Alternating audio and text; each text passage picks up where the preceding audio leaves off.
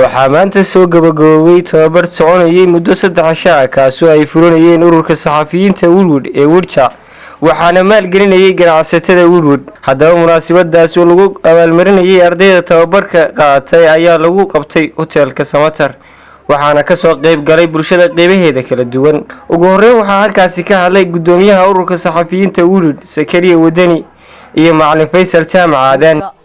waxaan si weyn ugu faraxsanahay in maanta anagoo 16 bisha aan asaasnay ururka maantana aanu qabanayno tababarkii ugu horeeyay tababarkaas oo ay noo maalgelinayeen ganacsatada degmada hay'ad maamul iyo dawlad cidnaba naga maysan kafaala qaadin aragtidayada gaaban iyo khibradayada dhalinyaranimo ayaa waxaan isku tusnay in aanu la kaashano ganacsatadayada isla markaasina ay naga saacidaan sidii dhalinyartu ay u heli lahayd khibrad aqooneed.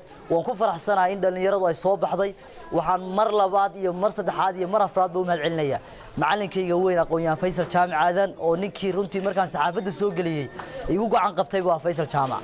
maantana anoo gudoomiyaha inuu oo waliba dhalinyaro soo saaraya inuu maantana tababar ii qabto oo mar labaad aan nasiib u yeeshay inaan Woodward keeno runtii aad iyo aad baan ugu faraxsanahay degmada Woodward maanta waa dhex joognaa markii koowaad maaha waxaan joogay degmada Woodward waa meeshii ugu horeysay ee Soomaaliya joogtay ee golo degaan iyagu iskeed u samaysta oo ay doortaan goobkaasay ahayd waqtigaana waan joogay maantana waa meeshii ugu horeysay ee dhalinyaro inta ay iyagu is urursadeen iyagu maalgeliye iyagoo aan hay'ad gacan siinin oo aan cid gacan siinin.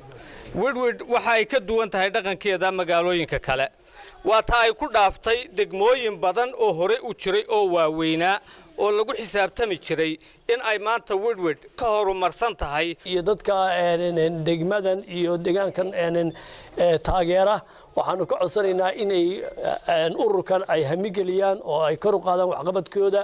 Faysal Jaamac Aadan aad iyo aad baan ugu mahadcelinayaa waxaan leenahay hawsha aad ka qayb qaadatay oo tababarka isaga fulisay jasalla khayr baan leenahay. waxaan aad ugu mahadcelinaynaa Faysal Jaamac Aadan oo ah suxufiga deegaanadan SSC arabku waa malqacada kaliya ee qofku soo darsado waxa uu rabo ee maskaxdiisa iyo maankiisa ku jira. deegaanada kale hay'adaha iyo waxa weeye dawladda waxba ay maalgeliyaan laakiin anagu waxa leenahay hadaan nahay ka heer urur ahaan ganacsatadayadii ayaa dadka dhiiri gelisay wax madax banaan oo maxay tahay volunteer aad iyo aad baan u soo dhaweynayaa waana ku faraxsanahay. Faysal Jaamac Aadan hawshu marna waa bilow marna waa balaarataa. waxaan xusuustaa waqtiyadii qariibka ay ahayd waxa weeye saxaafadda la socod ku ahayd ragii kelida ku ahaa ee markaa la qariibsanayay buu kow ka ahaa. ugu dambeyn waxaa shahaadooyin lagu siiyay saxafiyiinta tababarka qaatay iyo macallin Faysal Jaamac Aadan. Cabdi Casiis Mataan TV Ariel Woodward.